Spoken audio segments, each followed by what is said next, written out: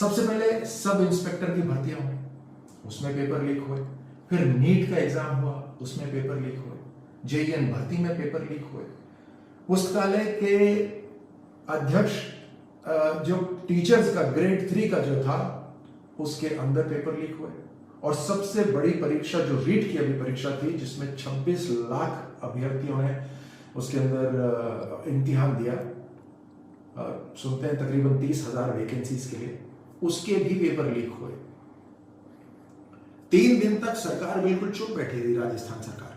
लेकिन मैं धन्यवाद देना चाहूंगा हमारे पत्रकारों का कि लगातार 3 दिन तक दबाव बना के रखा, एविडेंस के साथ उन्होंने अखबार में छापा और फिर 3 दिन के बाद सरकार ने इतनी गिरफ्तारियां करी।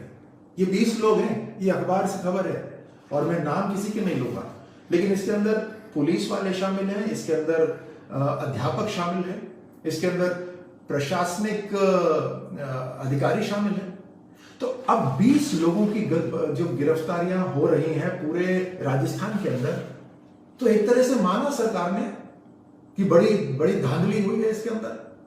अब एक जिम्मेदारी अगर सरकार नहीं निभा सकती नौजवानों के लिए, तो फिर कौन सी जिम्मेदारी निभाएगी? युवा तैयार होकर इम्तिहान के लिए घर से निकलते हैं, उससे पहले अपनी फीस भरते हैं, बहुत सी तैयारी करते हैं, न जाने कहां कहां पैसे उधार लेकर परीक्षा की तैयारी के लिए जाते हैं।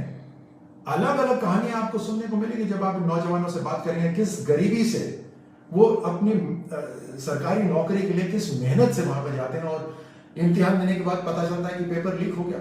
दिल टूट जाता है एक नौजवान का, उसका विश्वास जो है इस पूरे सिस्टम में उसका चकनाचूर हो जाता है। और राजनीति के अंदर अगर लीडर सिस्टम को नहीं बदल सकता, तो सिस्टम में तो शामिल होने से कोई राजनीति नहीं हुई। आप देखिए कि सब लोग सिस्टम को ब्लेम करते हैं, लेकिन ये सिस्टम क्या है? मैं अभी आप सबके माध्यम से मुख्यमंत्री गहलोत साहब को कहना चाहूंगा, यहाँ के शिक्षा मंत्री जी को कहना चाहूंगा कि सर, आप ही सिस्टम है, आपको सिस्टम बनाना है। सिस्टम में शामिल होना तो बहुत आसान है, लेकिन सिस्टम को बदलना यह बहुत जरूरी है। आप देखिए किस तरह से केंद्र में छोटी छोटी खबरें लीक होती थी। सवाल यह उठता था कि देश जब बड़ा कोई निर्णय करेगा, कोई राष्ट्रीय सुरक्षा का निर्णय करेगा, तो वो भी इसी तरह लीक हो जाएगा, तो कैसे काम चलेगा? अब देखिए किस तरह से केंद्र में सिस्टम बदला, पूरे भारत के अंदर सिस्टम बदला, कोई खबर वहां से लीक नहीं होती है। तो ये तो बहुत दूर की बात है कि राष्ट्रीय सुरक्षा की खबर लीक हो जाए, किसी को कानों कान खबर नहीं लगती। पेपर छापने की जिम्मेदारी किसी कंपनी को दी जाती है, तो इस सरकार को यकीन करना चाहिए कि वो पेपर लीक ना हो। इतनी मेहनत से स्टूडेंट्स आते हैं, उनकी मेहनत खराब ना हो, व्यर्थ ना जाए। सिस्टम को ब्लेम करना तो बहुत आसान है। चल रही है, कितने साल बर्बाद होते हैं।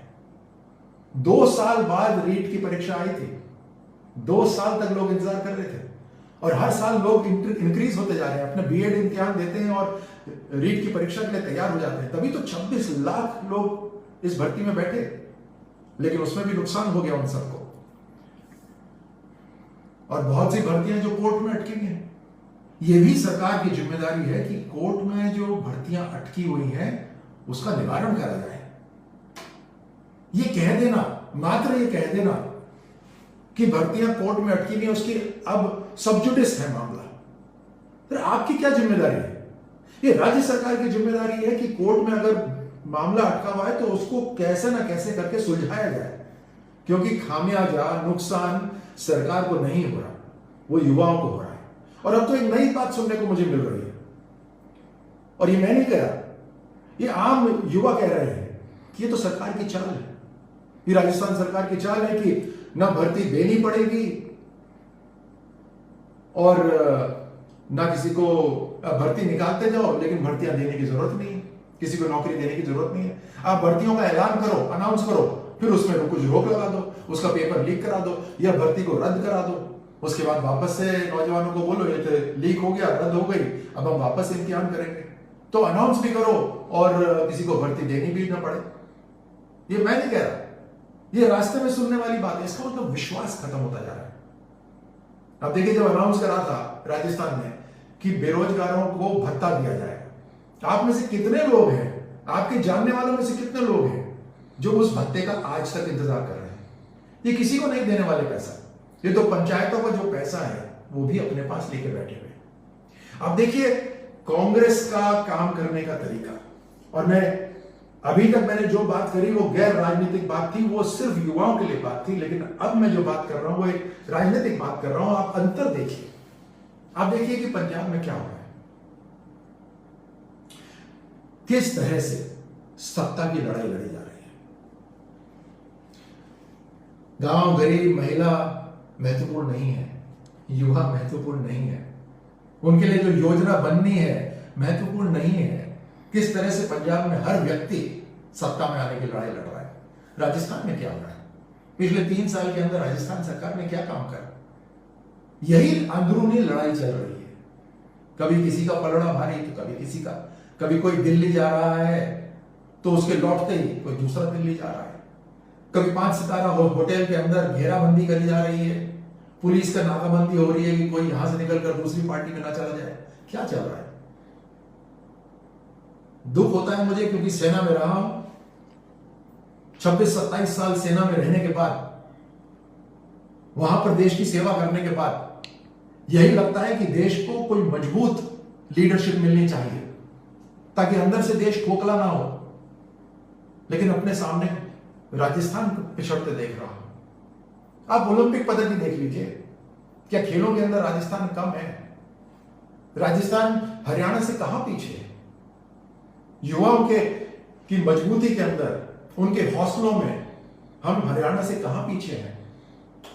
लेकिन एक बाउंड्री है हरियाणा और राजस्थान के बीच में, और उस बाउंड्री की वजह से कितना बड़ा फर्क है। हम खेलों में पिछड़ते जा रहे हैं, हम व्यापार के अंदर पिछड़ते जा रहे हैं, बेरोजगारी बढ़ती जा रही है, हर साल नए नए बेरोजगार इकट्ठे होते जा रहे हैं, लेकिन अपॉर्चुनिटी नहीं मिल रही। इन लोगों को गिरफ्तार करने से सरकार की नाकामी छुपती नहीं है। अब राजस्थान सरकार क्या बोलेगी? देखिए, जैसे ही पेपर आउट हुआ, जैसे ही गड़बड़ी हुई, हमने तुरंत गिरफ्तार कर लिया। अरे क्या शेखी मार ली? ये कितना पूरे राजस्थान के अंदर लॉ एंड ऑर्डर, कानून व्यवस्था बिगड़ती जा रही है, और राजस्थान सरकार क्या बोलती है? हम एफआईआर कर रहे हैं ना, तो आप ताली बजाएं कि आप एफआईआर कर रहे हैं। मतलब सुरक्षा नहीं करनी, सुरक्षा की जिम्मेदारी नहीं लेनी, लेकिन यह कह देना कि हम एफआईआर कर रहे हैं। एफआईआर करना मतलब मेरी जिम्मेदारी खत्म, इसलिए आपको चुना है क्या? ये राजस्थान की जो पुलिस है, जो वर्दी पहनती है, ये सिर्फ मंत्रियों की सुरक्षा के लिए है क्या? ये आम जनता की सुरक्षा के लिए है? ये कानून व्यवस्था बनाने के लिए है? आए दिन किसी के कनपट्टी पे बंदूक लगा देता है, उसका मेहनत का पैसा लूट के ले जाता है। आए दिन बलात्कार की खबरें आ रही हैं, राजस्थान सरकार बोल रही है हम एफआईआर लिखवा रहे हैं। कमाल है, हम गिरफ्तार कर रहे हैं, कमाल है। और माफ कीजिए, लेकिन यह भी मैं खबरों से बोल रहा हूं, व्यक्तिगत लोगों की नौकरियां लग रही हैं, उनके तो इम्तिहान के अंदर बड़े बड़े नंबर भी आ रहे हैं। ये जो लिस्ट है, इसके अंदर पुलिसकर्मी है और अध्यापक है। किसकी जिम्मेदारी है राजस्थान में? होम गृह मंत्रालय किसके पास है? शिक्षा मंत्रालय किसके पास है? इससे ज्यादा कहने की क्या जरूरत है? एक तरफ राजस्थान, माफ कीजिए, एक तरफ पंजाब के अंदर देखिए, उसी तरफ दूसरी तरफ भारतीय जनता पार्टी का भी देख लीजिए। कहीं अगर मुख्यमंत्री हटाया जाता है, कहीं पर पूरा कैबिनेट हटाया जाता है, तो चूक नहीं होती। एक समर्पण भाव है। दुख होता होगा भले, लेकिन दुख अंदर रखना है, देश के लिए अंदर रखना है, समाज के लिए अंदर रखना है। अगर एक बड़ा आपने लक्ष्य रखा है तो अपना लक्ष्य अंदर रखना पड़ेगा और समाज के लिए काम करना पड़ेगा, एक टीम बनकर काम करना पड़ेगा। लेकिन कांग्रेस में सत्ता की लड़ाई खुल के सामने आ रही है, और उसमें पिस कौन रहा है? नौजवान पिस रहे हैं। मैं आपके बहुत सारे सवाल आ रहे हैं, आपके जो सवाल है मैं लेना चाहूंगा। देखिए कहां से कैमरा घूमेगा, कहां से कैमरा घूमेगा भाई?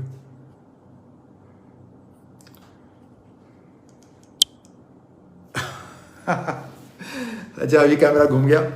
अब मुझे बताइए कि आप कोई सवाल बताएंगे तो ज़रूर मैं उसका जवाब देना चाहूँगा। मैंने जो बात रखी, अगर आप सहमत हैं तो बताइए, आपका कोई सवाल हो तो मुझसे बताइए। मैंने तकरीबन 15 मिनट में अपनी बात रखी है। लेट है समय, इसलिए मैं ज़्यादा आपका समय भी नहीं लेना चाहूँगा। आप सब ने भोजन कर लिया होगा और मुझे लगता है कि इस तरह की चर्चाएं हमारी चलती रहनी चाहिए। ये सोशल मीडिया को आप हल्का मत समझिए। बहुत से लोग हैं वो कहते हैं कि सोशल मीडिया से क्या होगा। आपने अरब स्प्रिंग का नाम सुना? इजिप्ट के अंदर अरब स्प्रिंग नाम से एक मूवमेंट चला। उस मूवमेंट ने इजिप्ट की सरकार बदल दी। इतने सालों से वहां जो डिक्टेटरशिप चल रही थी, उस डिक्टेटरशिप को बदल दिया। अब मैं देख रहा हूं कि महेश जी यहां पर हैं, विशाल यादव मौजूद हैं। आप सबको बहुत बहुत नमस्कार। हरिओम जी कह रहे हैं कि भविष्य, बच्चों का भविष्य खराब हो गया, रीट परीक्षा दोबारा से होनी चाहिए। अब देखिए, इससे आप सही कह रहे हैं हरिओम जी। अब इससे क्या हो रहा है? जो इस भर्ती में पीछे रह जाएगा, उसके मन में तो हमेशा यह रहेगा कि देखो, अगर पेपर लीक नहीं होता, अगर ये धांधली नहीं होती तो शायद मैं पास हो जाता। कितने लोग इस परीक्षा में रह जाएंगे, उनके मन में यही एक चोट रह जाएगी कि अगर मेरे साथ धोखा नहीं होता तो मैं इस परीक्षा में पास हो जाता। अब देखिए, हम अपने नौजवान पीढ़ी के मन में कितना असंतोष पैदा कर रहे हैं। पुष्पेंद्र जी सराधना ने अपनी बात रखी है, कह रहे हैं कि वो चंदवाजी से ही है, वो मेरा क्षेत्र है, और दुर्भाग्य की बात है कि पानी की व्यवस्था। अब देखिए, फिर वही राज्य सरकार, प्रधानमंत्री मोदी जी ने पहली बार एक इतना बड़ा लक्ष्य रखा कि घर घर तक पीने का पानी पहुंचाना है। उसके लिए केंद्र सरकार ने पैसे भी दे दिए राज्य सरकार को। 600 करोड़ रुपए दे चुके हैं, लेकिन अभी तक पैसे इस्तेमाल नहीं हो रहे। 2,500 करोड़ का टेंडर अभी हुआ है, पहले क्यों नहीं हो सकता था? प्रधानमंत्री मोदी जी ने 10,000 करोड़ राजस्थान के लिए रखे हुए हैं कि आप इस्तेमाल करिए, मैं आपको पैसा देने को तैयार हूं। अब योजना केंद्र सरकार की, और केंद्र सरकार का इस लोकतंत्र के अंदर जो हमारा सिस्टम है, वो सिस्टम है कि पैसे राज्य सरकार को देना। अब जेसीबी लेकर मोदी जी तो यहां नहीं आएंगे। जेसीबी तो मुख्यमंत्री राजस्थान की ही टीम करेगी काम। तो ये इस तरह का जो काम है, ये देखिए राजस्थान सरकार की बिल्कुल नाकामी है। ये शिवम कमल कह रहे हैं कि बिल्कुल 100% सही कहा, एक युवा का दर्द। ये बहुत बड़ी ताकत है हमारी सोशल मीडिया की, और हम सोशल मीडिया के माध्यम से राजस्थान की सरकार को हिला सकते हैं। आप देखिए, कम से कम लाखों नौजवान अभी इस वीडियो को देखेंगे और इसको शेयर करेंगे, और वो करोड़ों लोगों तक जाएगा। राजस्थान सरकार को जगना पड़ेगा, और अभी भी समय है कि तुरंत जो कोर्ट के अंदर जो मामले चल रहे हैं भर्तियों के, उनको सुलटाएं, उनको सुलझाएं।